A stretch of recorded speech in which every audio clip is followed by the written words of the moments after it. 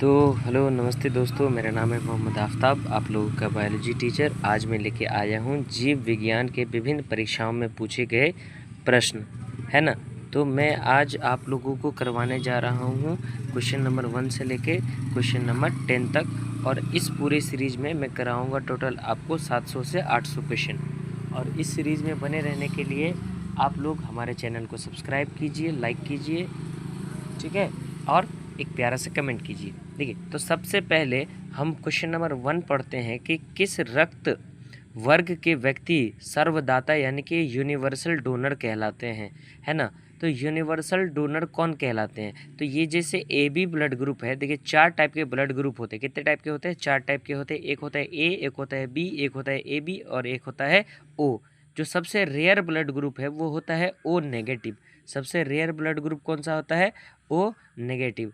और जो universal donor कहलाते हैं उसको कहते हैं ओ पॉजिटिव। तो ऑप्शन नंबर क्या हो जाएगा आपका? सी हो जाएगा। और जैसे कि ये ब्लड ग्रुप है ए बी, ये यूनिवर्सल रिसीवर है, ये किसी से भी ब्लड ले सकते हैं, ठीक है।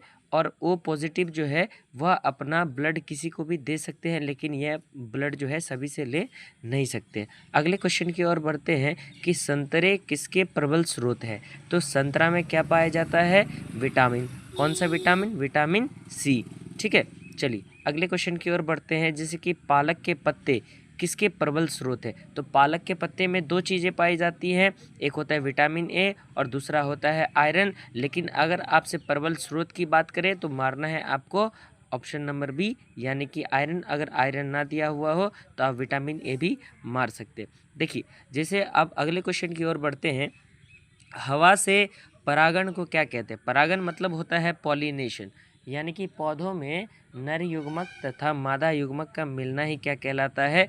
परागण कहलाता है। एक होता है स्वयुग्मन, यानी कि खुद से जो परागण हो जाए उसको स्वयुग्मन कहते हैं। एक होता है कीट परागण, यानी जो कीट के द्वारा परागण होता है, यानी कि कीड़े मकोड़े के द्वारा जो परागण होता है उसको कहते हैं कीट परागण।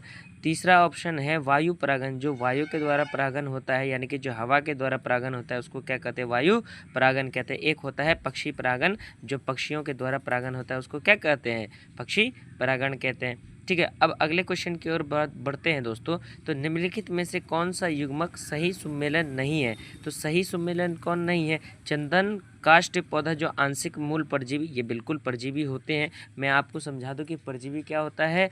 परजीवी वैसे जीव होते हैं जो अस्थायी या अस्थायी रूप से किसी अन्य जीव पर अपने पोषण के लिए निर्भर रहते हैं, उसको ही क्या कहते हैं? परजीवी कहते हैं।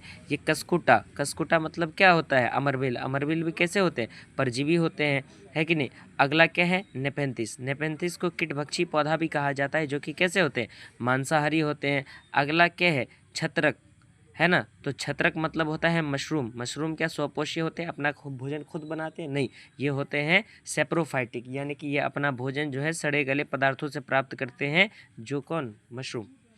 अब अगले क्वेश्चन की ओर बढ़ते हैं कि कौन सा विटामिन रक्त के थक्का बनाने के लिए आवश्यक है ना। तो विटामिन के, विटामिन के जो है मनुष्य में रक्त का थक्का जमाने के लिए क्या है?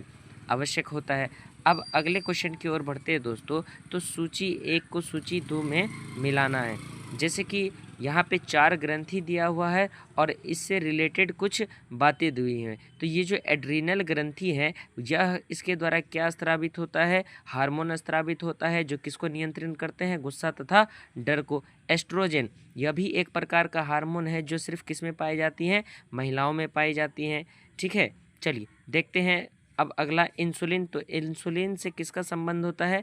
ग्लूकोज का संबंध होता है। और फेरामोन्स, फेरामोन्स का काम क्या है? आकर्षित करना, ठीक है। तो इसका ऑप्शन नंबर क्या हो जाएगा? ऑप्शन नंबर सी हो जाएगा इसका आंसर। चलिए अगला क्वेश्चन हम बात करते हैं कि मानव के शरीर में कौन सी ग्रंथि वृद्धि हार्मोन का उत्पादन करती है? आप सब बताइए कि मानव के शरीर में ऐसी कौन सी ग्रंथि है जो वृद्धि हार्मोन को स्रावित करती है? तो उस हार्मोन का नाम है पिट्यूटरी ग्रंथि, जिसको मास्टर ग्रंथि के नाम से भी जाना जाता है। ये वृद्धि हार्मोन का स्राव करती है। अगर यह अधिक वृद्धि हार्मोन का स्राव करती है तो मनुष्य का शरीर जो है अधिक लंबा हो जाता है, जिसको कहते हैं जाइगोटिज्म, है ना। और अगर वृद्धि हार्मोन कम स्रावित होगी तो उसके द्वारा क्या आ जाता है? बौनापन आ जाता है। अगले क्वेश्चन की ओर बढ़ते हैं हम कि मानव प्रजनन में निषेचन आरंभ करने में महत्वपूर्ण भूमिका निभाने वाले पदार्थ यानी कि फर्टिलाइजिंग का स्राव कहाँ से होता है। तो दोस्तों ये क्वेश्चन मैं आप लोगों को दे रहा हूँ, इसका आंसर आपको कमेंट बॉक्स में बताना है और इसका आंसर भी आप लोगों को कमेंट बॉक्स में बताना है कि मानव के शरीर में पेशियों को हड्डी से जोड़ने वाली संरचना को क्या कहा जाता है। ये दोनों क्वेश्चन आप लोगों के लिए होमवर्क है।